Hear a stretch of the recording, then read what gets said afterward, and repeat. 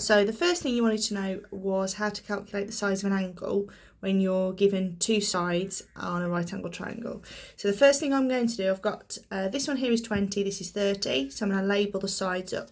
So the first thing I know is this is my hypotenuse, this one here is going to be my adjacent, and this is my opposite angle. So the one I'm not interested in is the opposite. So I've got two other sides that I'm going to be looking at. So I've got my adjacent and my hypotenuse. So I know I'm going to be using cosine, adjacent, hypotenuse. So I know I've got my ratio there.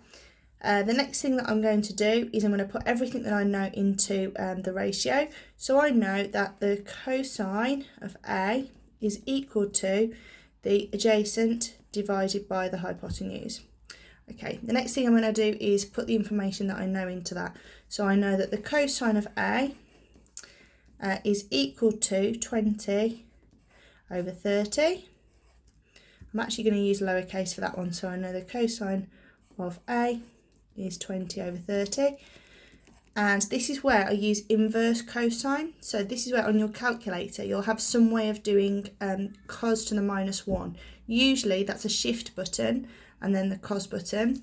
So to undo this, I would do cos to the -1 of, and then brackets will open. Normally it will give you the fraction function, so it'll be 20 over 30, and you put that into your calculator. And when I did that, I got 48.1896, and it just kind of went on infinitely, and I rounded that to 48.2 degrees.